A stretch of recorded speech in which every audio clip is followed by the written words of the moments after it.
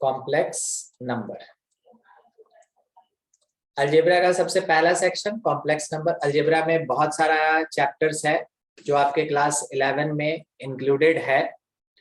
तो हम लोग सबसे पहला उसमें कॉम्प्लेक्स नंबर पढ़ेंगे। इसमें कॉम्प्लेक्स नंबर है, लीनियर इनइक्वेशन है, उसके साथ में आपका सीक्वेंस सीरीज है, फिर उसके बाद प्रोबेबिलिटी है, प्रोबेबिलिटी के साथ बाइनोमियल है, परमुटेशन कॉम्बिनेशन है, और एक चैप्टर का नाम छूट रहा है मैथमेटिकल इंडक्शन। ये पूरा का पूरा अलजेब्रा है। अलजेब्रा का क्या है कि क्लास 11 में तो जितना ये रखना है अपने स्कूल एग्जामिनेशन में वेटेज रखता ही है, इसके साथ कंपटीशन में अलजेब्रा है ना लगभग हर एक साल में थोड़ा थोड़ा परसेंटेज इंक्रीज करता है। मतलब आज से अगर हम है ना 5 साल पहले का बात करें तो 15% क्वेश्चन अलजेब्रा से आता था, उसके बाद ये है ना 20 हो गया, अभी रिसेंट ईयर में 25 से 33% तक का क्वेश्चन अलजेब्रा से आ रहा है।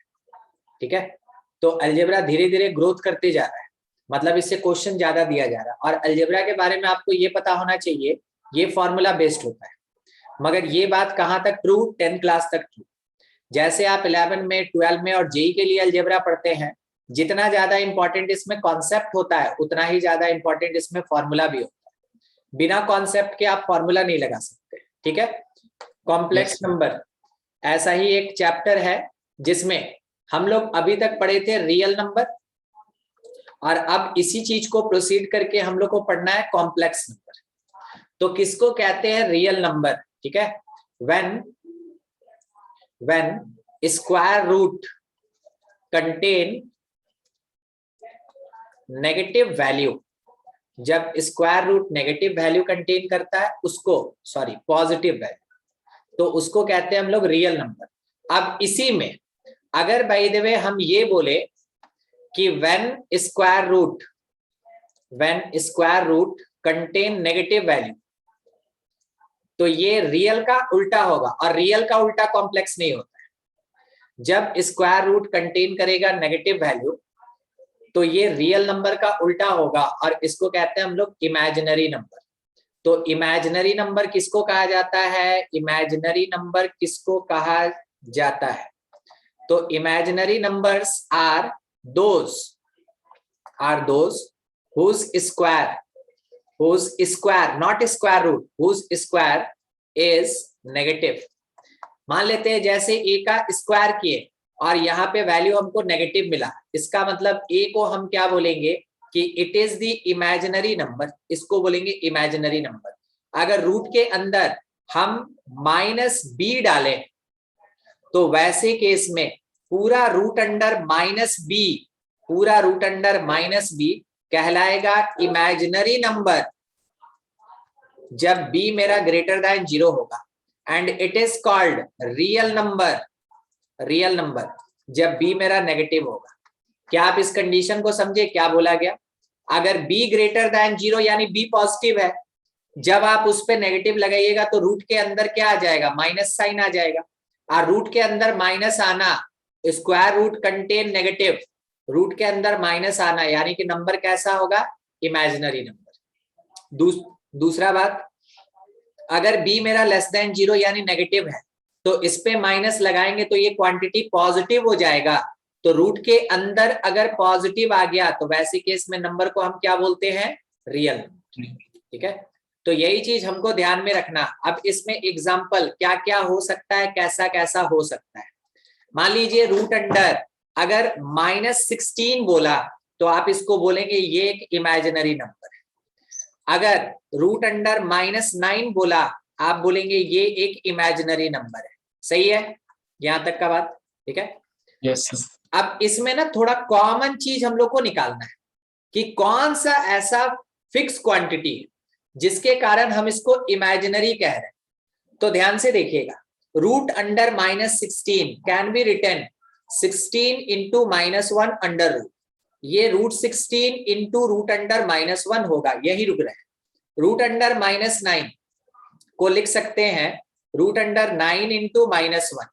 इसको सॉल्व करें तो रूट 9 इंटू रूट अंडर -1 लिखा जा सकता है। ध्यान से देखिए, आपको एक क्वांटिटी दोनों में कॉमन दिख रहा होगा। क्या वो क्वांटिटी आपको दिखा? Yes sir. Root under -1। तो जब कभी भी स्क्वायर रूट के अंदर -1 आएगा, यही वो क्वांटिटी है जिसके कारण कि नंबर को हम क्या बोलते हैं, इमेजिनरी नंबर।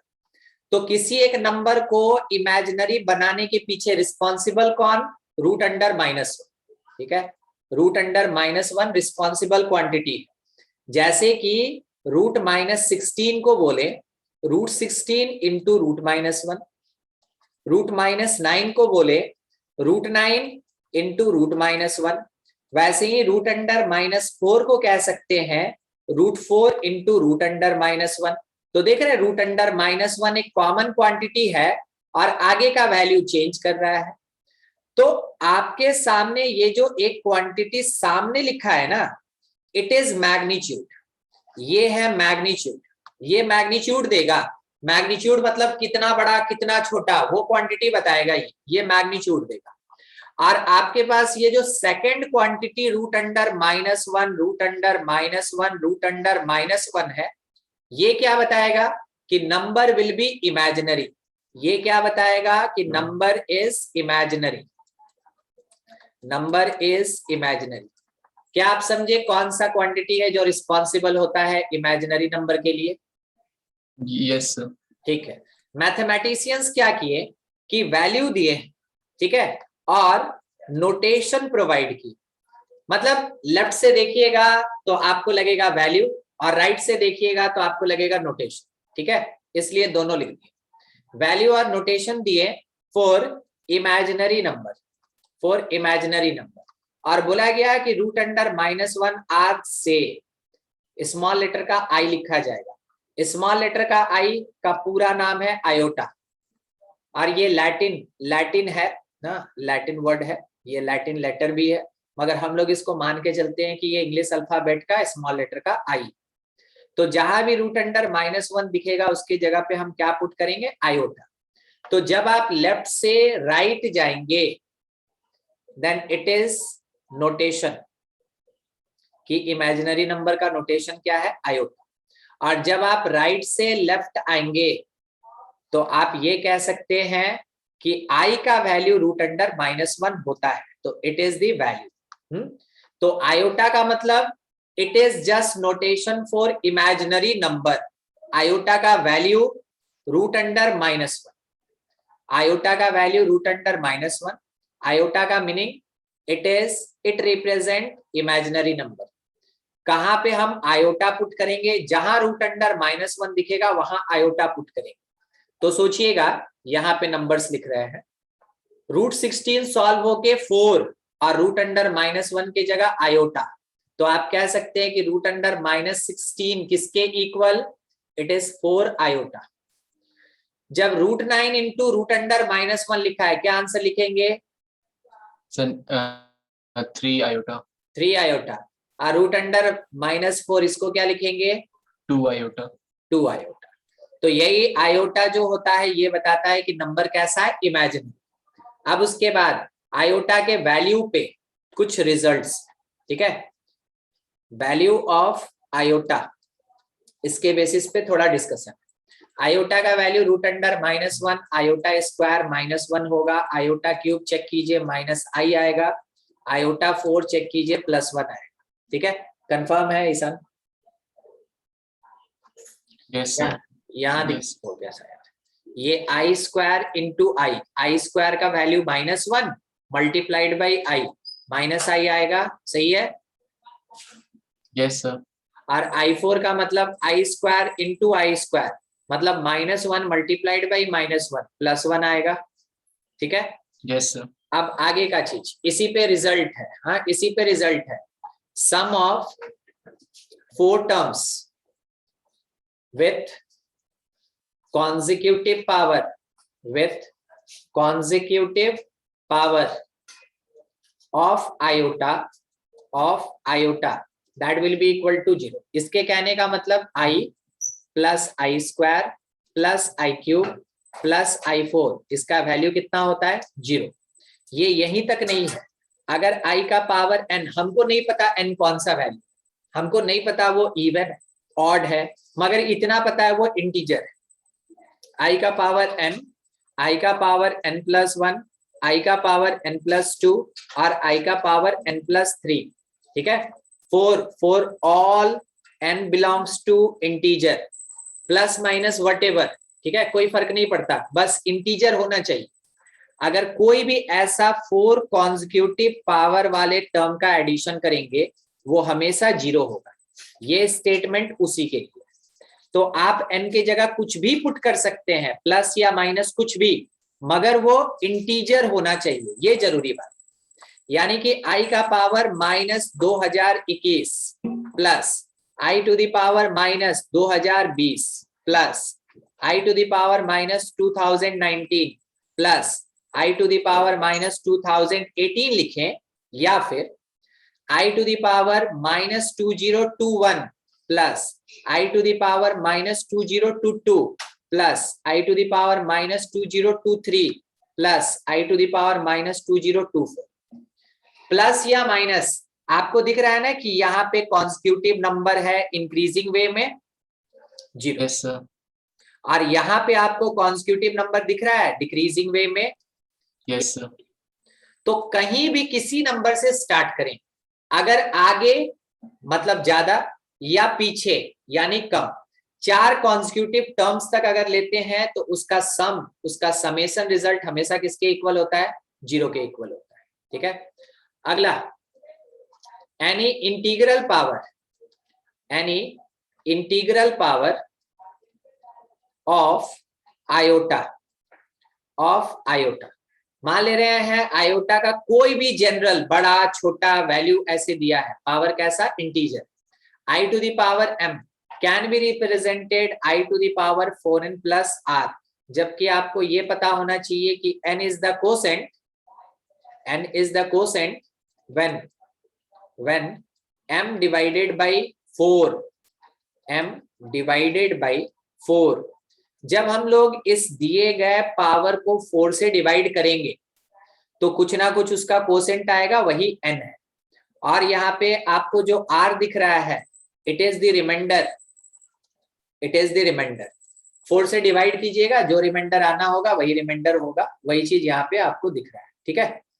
आगे मान लीजिए i का पावर m को हम लिखें i to the power 4n plus r, ठीक है।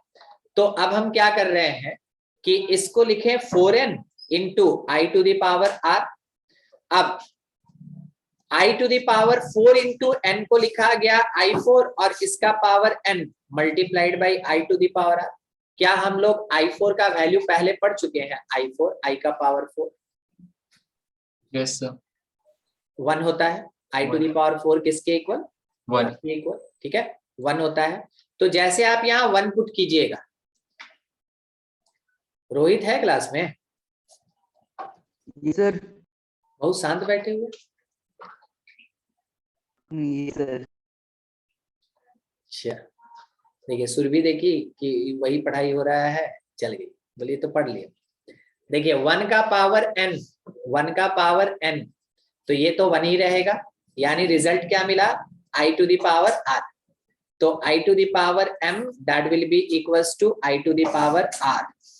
यानी कि अगर कोई भी एक बड़ा सा पावर दिया हुआ है, उसको आप क्या करें? 4 से डिवाइड करें, जितना रिमाइंडर आएगा बिल्कुल उतना ही वैल्यू होगा। मतलब i टू द पावर अगर हम 2037 ले लेते हैं तो इसको 4 से डिवाइड कीजिए, तो ये 4 इंटू 5 टाइम में, फिर उसके बाद 0, फिर 9 टाइम में 36 प्लस 1, ऐसे लिखा जा सकता है।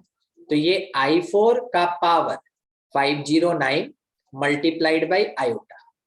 i4 का मतलब 1 का पावर 509 1 ही होगा, बच गया ले देके कौन? आयोटा। तो आयोटा का power 2037 that is equals to iota. समझे क्या ईशान, रोहित, कैसे बनेगा? yes sir, ठीक है। अब कंडीशन है, ठीक है, कंडीशन फॉर डिविजिबिलिटी बाय 4, क्या होता है? डिवाइड लास्ट टू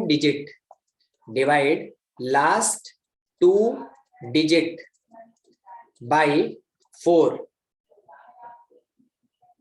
ये चार्ज नहीं हो रहा है, डिजिट बाई 4, ठीक है। Then obtained remainder is actual remainder when number divided by 4, ठीक है। ये चीज हमको ध्यान में रखना है। मतलब कि मान लीजिए बहुत बड़ा नंबर दे दिया, जैसे i का पावर हमको प्रोवाइड किया 2 1 2 1 2 1 और यहाँ लिख दिया 2 4, तो हमको इतना लंबा डिवाइड नहीं करना, हमको क्या करना है, लास्ट के 2 डिजिट को 4 से डिवाइड करना है।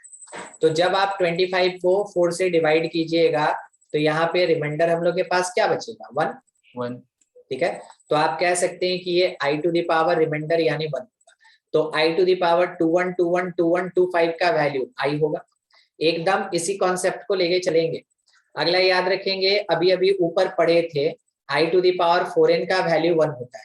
यहाँ देखिएगा, अभी हम लिखे थे, देखिए i to the power 4n है ना, ये 1, ठीक। तो अगर अपने पास ऐसा कुछ टर्म्स आ गया जैसे i टू द पावर 256, तो देखिए ये 4 से टोटली डिविजिबल है, आप इसको 1 लिखेंगे। अगर i to the power 121, remainder कितना बच रहा है, 1, तो ये आयोटा हो जाएगा। i to the power 1999, remainder कितना बच रहा है, 3 ना, 96 में डिवाइड होता है, यस तो रिमाइंडर 3 बच जाएगा। और i क्यूब का वैल्यू हम लोग ऊपर पढ़े थे -i, यहाँ पे i क्यूब का वैल्यू हम लोग पढ़े थे -i, ठीक है। तो हम लोग क्या लिख सकते हैं कि फाइनल आंसर अपने पास -i होगा। चलिए i टू द पावर, मान लीजिए यहाँ लिखा है 555, बोलिए तो क्या आंसर आएगा,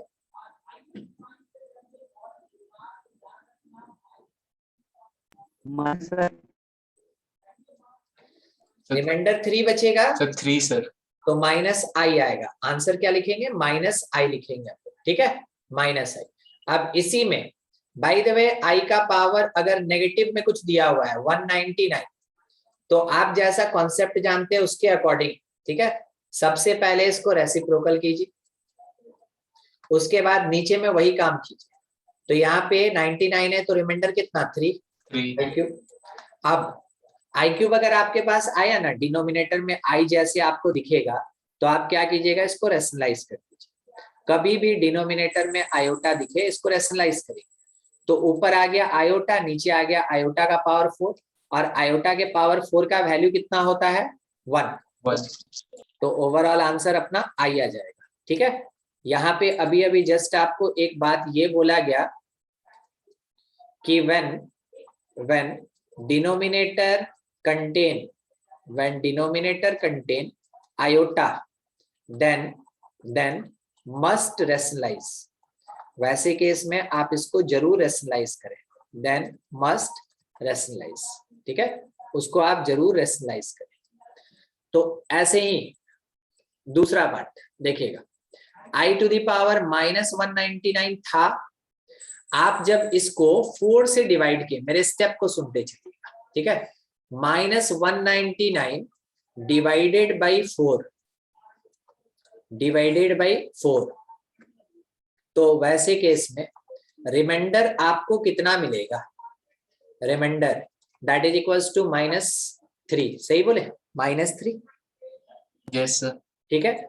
अब आगे क्या करना है, ऐसे केस में i to the power -199 that is equals to i to the power 4 minus the remainder. अगर आप नेगेटिव नंबर को डिवाइड करते हैं 4 से, तो रिमाइंडर भी आपको नेगेटिव टाइप में मिलेगा। अगर -3 आपको मिल रहा है, ये मैथमेटिक्स का कॉन्सेप्ट नहीं है, ये आयोटा का कॉन्सेप्ट है, ठीक है। तो आप i to the power 4 minus remainder लिख सकते हैं, और वो कितना आ गया, i, देखिए आपका आंसर मैच किया, यहाँ पे भी हम लोग के पास i, यस सर, ठीक है। चलिए Yes, इसी फॉर्मेट को लेके चलेंगे, फटाफट इसको खत्म करते चलेंगे हम, ठीक है।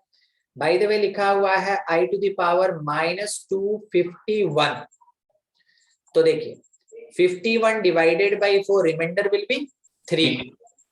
तो वैसे केस में i का पावर 4 माइनस 3 यानी i आंसर हो जाएगा। अगर i टू द पावर लिखा है -190 एक मिनट 99 नहीं लिखना था हमको, 97 लिखना था एक्चुअली, 97। ठीक है, i टू द पावर -197। तो यहाँ पे हम लोग के पास रिमाइंडर 97 डिवाइडेड बाई 4 रिमाइंडर कितना 1। तो i to the power 4 minus 1 यानी ये i क्यूब होगा और i क्यूब का वैल्यू माइनस i होगा। ठीक है, माइनस i। एक क्वेश्चन आपको इसी के बेसिस पे हम दे रहे हैं ताकि थोड़ा और है ना क्वेश्चन हम कहीं से कलेक्ट कर ले, फिर हम इस पे डील करेंगे। ठीक है, 253 प्लस i to the power 297 division में i to the power 121 plus i to the power 589। ठीक है, वैल्यू क्या होगा ये कैलकुलेट करना। मान लीजिए 4 क्वेश्चन ऐसा ऐसा आपके साथ, सबको इंडिविजुअली सॉल्व करना है। सॉल्व कीजिए थोड़ा।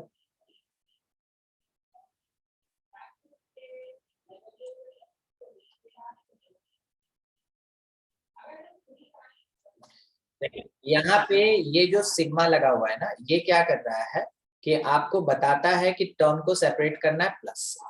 तो सबसे पहला चीज, सिग्मा का कुछ प्रॉपर्टीज होता है, वो सीक्वेंस सीरीज में अलग से पढ़ेंगे, अभी जितना यूज है वो बता रहे हैं। अगर लिखा है i to the power n plus i to the power n plus 1, तो आप क्या कह सकते हैं ना कि सिग्मा अलग से i to the power n पे लगेगा और फिर सिग्मा अलग से i to the power n plus 1 पे लगेगा, जबकि n का वेरिएशन 1 से लेके 13 तक है। n मेरा 1 से 13 तक वेरी कर रहा है। अब इस वाले क्वांटिटी को देखें अलग से और फिर इसको सॉल्व करेंगे हम लोग अलग से। तो पहला क्वांटिटी जो है इसमें n के प्लेस पे आप लोअर वैल्यू 1 पुट करेंगे, तो i का पावर 1, फिर 2 पुट करेंगे, 3 पुट करेंगे, ऐसे करके कहां तक 13 तक। ठीक है, प्लस यहाँ पे n के जगह 1 पुट करने पे i स्क्वायर, फिर i क्यूब, i4, i5 से लेके कहां तक 14 तक। अब इसमें कौन सा कॉन्सेप्ट काम देगा? इसमें वही कॉन्सेप्ट काम देगा कि 4 कॉन्स्टिट्यूटिव टर्म का सम कितना होता है 0। ठीक है, तो यहाँ पे हम लोग ये जानते हैं, since i to the power, by the way लिख दे हम m plus i to the power m plus 1 plus i to the power m plus 2 और i to the power m plus 3, that will be 0। यानी कि sum of quads, quad मतलब 4, sum of quads is equals to 0। जितना quad होगा उसका 0 value होगा।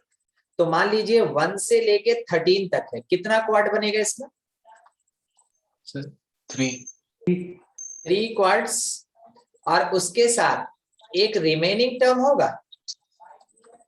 एक term remaining, तो एक टर्म रिमेनिंग, एक टर्म अगर छोड़ना है तो स्टार्टिंग एंड कहीं से भी छोड़ सकते, 20 से नहीं छोड़ सकते, स्टार्टिंग या एंड से छोड़ सकते। ठीक है, तो हमेशा आप किसको छोड़ेंगे? स्टार्टिंग से। तो बिगिनिंग से आई निकल गया एक, अब दूसरे वाले में आई, दूसरे वाले में आपको क्या लग रहा है? यहां भी 13 टर्म है, तो इसमें भी 3 क्वाड होगा और प्लस 1 रिमेनिंग होगा। सही बोले? Yes sir. 1 रिमेनिंग यानी किसको छोड़ देंगे हम लोग? फर्स्ट वाले को। तो आई स्क्वायर, आई स्क्वायर का वैल्यू हम लोग पहले भी पढ़ चुके हैं, कितना होता है? -1। तो i -1 ये अपना आंसर हो जाएगा। ठीक है, दिख रहा है ये बी नंबर। हम बस आपके डीपीपी में से ही है ना, जो क्वेश्चन इस लेवल पे दिया गया है हम उसको उठा रहे हैं। ठीक है, देखिए एक नया टाइप का क्वेश्चन मिलेगा, मगर अभी 1 मिनट उसको होल्ड में डालते हैं। नया टाइप अभी नहीं, पहले इस पे थोड़ा प्रैक्टिस कर लें।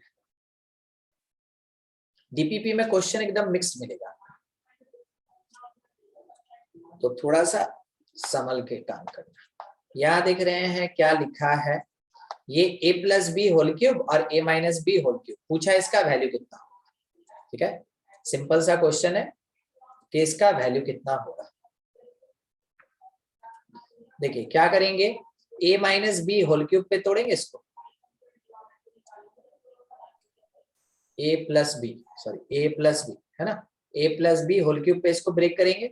फॉर्मूला कितना होता है, a cube plus b cube plus 3ab square square plus 3a square b हो गया।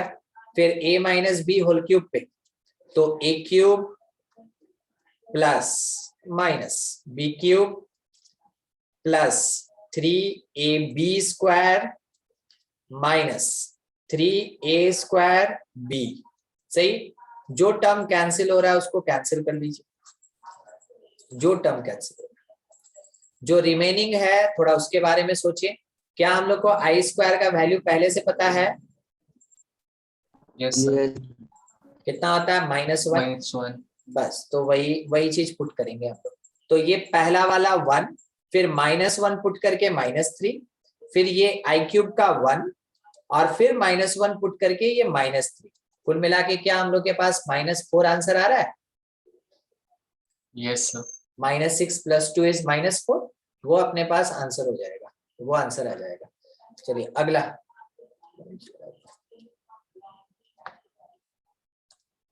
नेक्स्ट और ऐसा क्वेश्चन। हाँ देखिए, ये पता है एग्जामिनेशन में पूछा हुआ क्वेश्चन है आपके पास। अभी कॉम्प्लेक्स का जो डीपीपी है इसमें बहुत सारा क्वेश्चन ऐसा है जो कि पास्ट ईयर है। देखिए तो इसका आंसर बोलिए तो,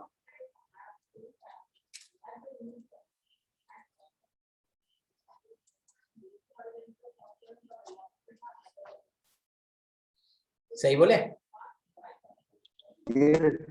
Yes. ये सम ऑफ 4 कॉन्स्टिट्यूटिव पावर्स वाला टर्म है ना, यस सर, तो उसका वैल्यू 0 हो जाएगा। देखिए कॉन्सेप्ट अगर याद रहेगा ना तो फटाफट टिक मार के बढ़ सकते हैं आगे। अगर बाय द वे कॉन्सेप्ट में कहीं कंफ्यूजन हुआ तो वो कहाँ फंसा के रख लेगा पता है, वो फंसा के रख लेगा कि वैल्यू तो हम जानते ही नहीं, ठीक है, एन का वैल्यू तो हमको पता ही नहीं, तो फिर हम उसको सॉल्व कैसे करें। हाँ अब देखिए एक फैक्टर वाला क्वेश्चन आ रहा है, उसके बाद और फर्दर डिस्कशन करेंगे हम इस पे।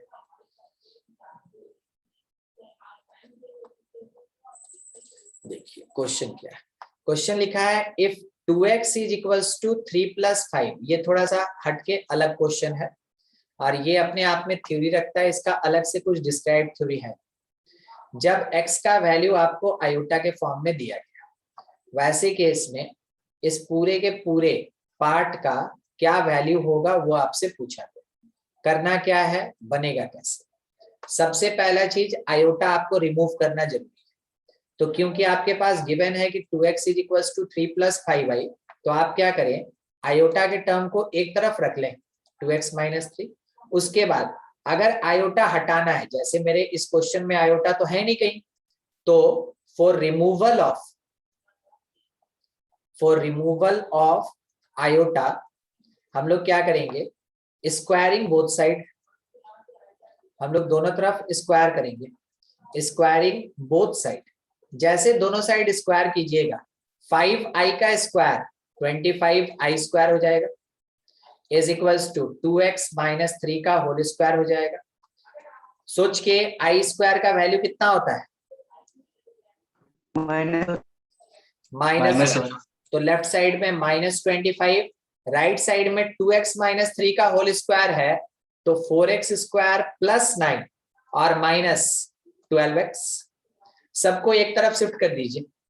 तो 4x square -12x + 9 + 25 is equals to 0, यानी कि 4x स्क्वायर -12x + 34 होगा इज 0। 2 से कैंसिल कर दिए तो क्या आएगा, 2 से कैंसिल करके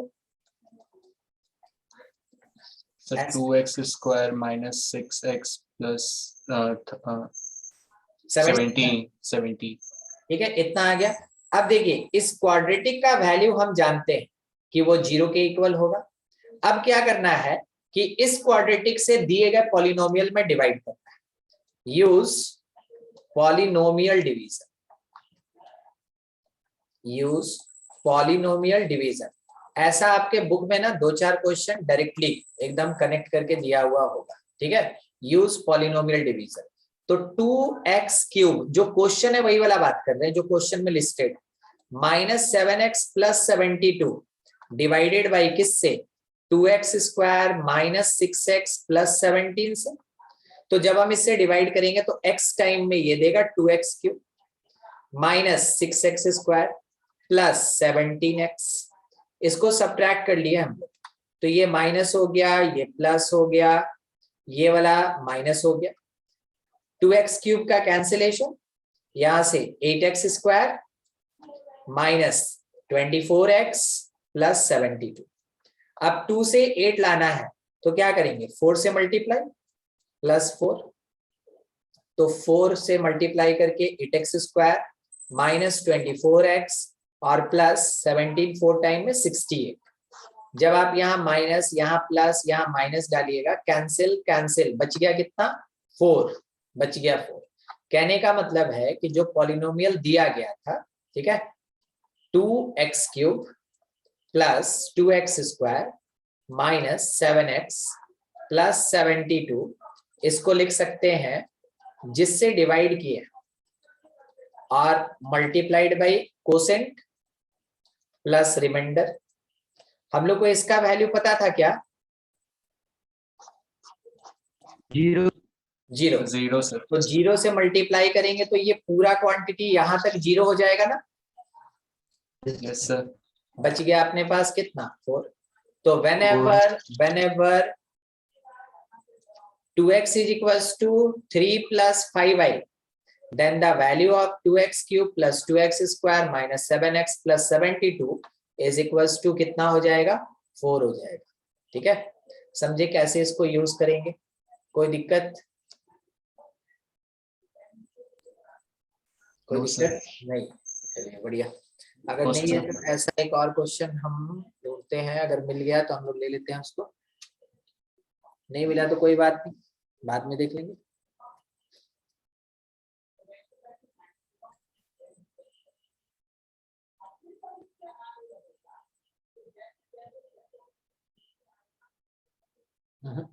और नहीं है ऐसा क्वेश्चन, अभी मेरे पास नहीं है, ऐसा नहीं कि खत्म हो गया, ठीक है, बस अभी इसमें नहीं है। चलिए दूसरे टाइप का क्वेश्चन, जो अपने पास सिग्मा का टर्म था उसी पे थोड़ा कंटिन्यूड है। सिग्मा अगर r का वेरिएशन 1 से लेके 15 तक है और i⁻² है, i⁻², वैसे केस में आप ध्यान रखें, pair wise get 0, pair wise becomes 0, ये पेयर वाइज कैसा हो जाएगा, 0 के जैसा है। कारण ये है कि जब कभी भी r का मल्टीप्लायर इवन होता है, जब r का मल्टीप्लायर इवन होता है तो वैसे केस में ये पेयर वाइज 0 होता है। तो सोचिए और थोड़ा देखिएगा, r के जगह 1 पुट किए तो i², 2 पुट किए 4, 3 पुट किए 6, 4 पुट किए 8, ऐसे ही लास्ट में 15 पुट किए तो 30। नंबर ऑफ टर्म्स कितना है, 15 टर्म्स, ध्यान रखिएगा। अब इसमें i² का वैल्यू हम लोग को पता है कि -1 होता है और i4 का 1 होता है, देखिए 0 हुआ, प्लस i6 में अगर 4 से डिवाइड करें रिमाइंडर 2, i² का वैल्यू -1 और i8 का वैल्यू +1, देखिए फिर से 0 हुआ, यही बोल रहे थे पेयर वाइज ये 0 होगा। तो ऐसा ऐसा कितना पेयर्स मिलेगा, टोटल 7 पेयर्स और प्लस 1 रिमेनिंग, 1 टर्म रिमेनिंग। तो मेरे पास 7 पेयर तक सब 0 0 0, 14 टर्म 14 टर्म 0 हो गया, एक टर्म बच गया। तो जब एक टर्म ही हमको बचाना है तो हम फर्स्ट से बचाएंगे या लास्ट से बचाएंगे, कहीं से भी ले लो। तो मान लीजिए आज हम लास्ट वाला लेते हैं, i⁻30, क्या मुश्किल वाली बात है।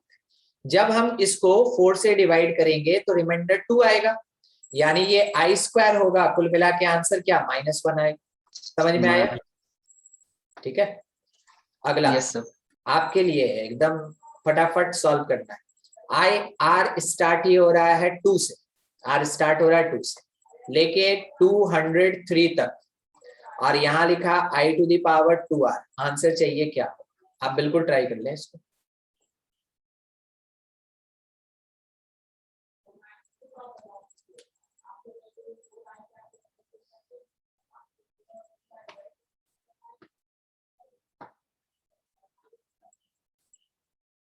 दो कितना जीरो आ रहा है?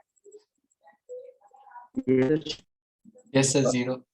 एक्चुअल में क्या हो रहा है कि इसका कॉन्सेप्ट ये कहता है फ्रॉम 2 टू 203, 2 से स्टार्ट करके 203 तक, 2 से स्टार्ट करके 203 तक, that is equals to 202 terms.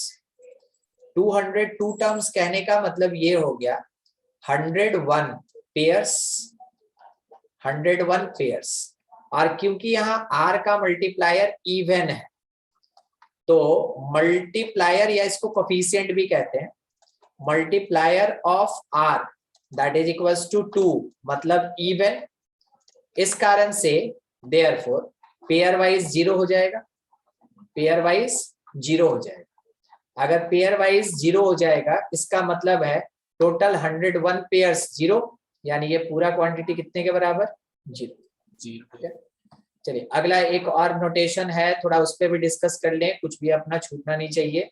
ये है कैपिटल पाई, कैपिटल पाई, ठीक है, कैपिटल पाई। और कैपिटल पाई का मतलब होता है कि term separated by product sign, terms separated by product sign या मल्टीप्लिकेशन साइन, प्रोडक्ट साइन या मल्टीप्लिकेशन साइन।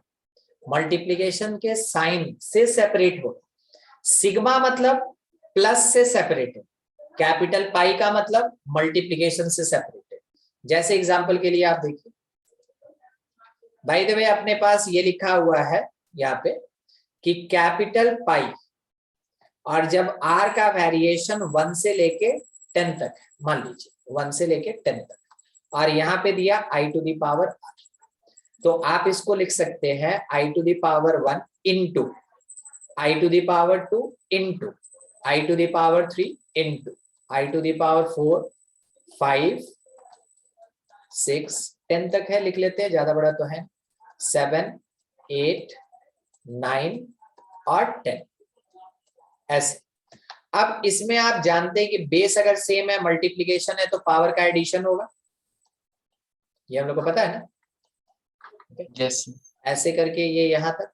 अब इसमें ना आप अगर ध्यान से देखें तो 1 से 10 तक, यानी कि it is the sum of first 10 natural number लिखा हुआ है, ये जो ब्रैकेट है ये sum of first 10 natural number. हम आपको इसका फॉर्मूला बता रहे हैं, वैसे ये एपी फॉर्म कर रहा है, जबकि ए का वैल्यू 1 है और डी का वैल्यू भी 1 है। तो आपको यहां हम एक फॉर्मूला पहले दे दें, sum of n natural numbers, sum of n natural numbers कहने का मतलब है 1 + 2 + 3 + से लेके n तक का वैल्यू ये लिख रहे हैं, and it is equals to n into n + 1/2। AP का सम पढ़े होंगे, एसएन का फॉर्मूला होता है n/2 a + l। Yes sir. बस इसी कॉन्सेप्ट से यहाँ पे है ये फॉर्मूला लिखा है, और कुछ नहीं। ए के जगह पे या ए मतलब फर्स्ट टर्म 1, और एल के जगह पे लास्ट टर्म यानी n। देखिए यहाँ पे 1 और यहाँ n है, आपको दिख रहा है, तो n इंटू n + 1/2। बस यहाँ पे नंबर ऑफ टर्म कितना है 10, तो n के जगह 10 पुट करेंगे, n के जगह 10 पुट करेंगे, तो i का पावर 10 इंटू 10 + 1/2, तो i का पावर 55 होगा। फिर आगे तो ये सीखे ही है, 4 से डिवाइड करेंगे तो रिमाइंडर 3 आएगा, तो i³ आंसर हो जाएगा -। समझे कैपिटल पाई का कॉन्सेप्ट? Yes sir. ठीक है, एक क्वेश्चन ऐसा ही आपके लिए, कैपिटल पाई r का वेरिएशन 2 से लेके 23 तक, 2 से 23 तक ध्यान रखिए, और इसमें 2 से नहीं स्टार्ट करते, नहीं तो ये फंसा देगा आपको, रूट फिर हमको बताना होगा 1 से 23 तक मान लीजिए, और यहाँ पे i टू द पावर लिखा हुआ है 2r सॉल्व कीजिए तो।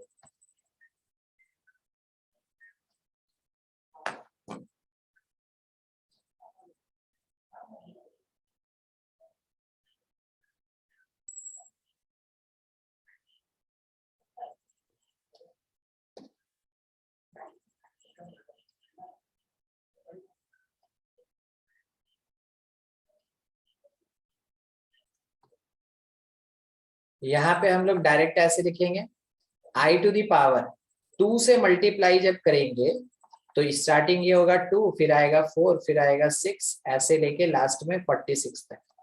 ठीक है, आपको नेचुरल नंबर का सम बताया, ऊपर से 2 कॉमन लीजिए, 1 + 2 + 3 ऐसे करके 23 तक, सम ऑफ 23 नेचुरल नंबर। तो 2 इंटू लिख सकते हैं 23 इंटू +1 24/2, ये 2 और 2 कैंसिल हो गया, तो i का पावर 23 4 टाइम में कितना देता है हमको 92, 9 बच गया, 23 2 टाइम में 46 और 9 कितना हो जाएगा 53। गड़बड़ हो गया क्या, कहीं 46 सर 552 सर 552, हाँ गलत कर सर। 552। अब क्या करेंगे कि 52 टोटली डिविजिबल बाई 4 है, तो 1 हो जाएगा आंसर।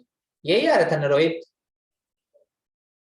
यहीं पे बार हमसे गलत हो रहा है। ओह अच्छा, पावर ठीक कर दी 552। ठीक है, अभी समझ में आया कैसे होगा? Yes sir. ठीक है, तो यहीं तक हम लोग है ना मतलब किए हैं अभी तक कॉम्प्लेक्स, और कॉम्प्लेक्स का एक नोटेशन वाला बात, हाँ वो भी हम आपको अगले क्लास में लेके चलेंगे उसको, कारण है कि उसको स्टार्ट करेंगे कॉम्प्लेक्स तो हर चीज एक साथ लेके चलेंगे। ठीक है, आज अभी आयोटा के बारे में डिस्कशन किए, आयोटा से रिलेटेड हर एक क्वेश्चन आप बना सकते हैं। आपका आर.डी. शर्मा बुक का जो फर्स्ट एक्सरसाइज है आप उसमें आराम से क्वेश्चन बना सकते हैं। ठीक है, तो उतना काम कर लेंगे, नेक्स्ट क्लास में आगे बढ़ेंगे सर। ठीक है, यस सर। ठीक है, मतलब कि थोड़ा सा और हम कॉम्प्लेक्स पढ़ाए हैं, मगर हम चाहते हैं कि जब हम यहाँ स्टार्ट करें तो पूरा कॉम्प्लेक्स का वो सेक्शन अलग ही ले लें। ये एक सेक्शन था, आयोटा का पार्ट कंप्लीट हो गया, अब कॉम्प्लेक्स नंबर स्टार्ट होगा इसके बाद। ठीक है, तो नेक्स्ट क्लास में करते हैं। हाँ यस सर। चलिए, थैंक यू।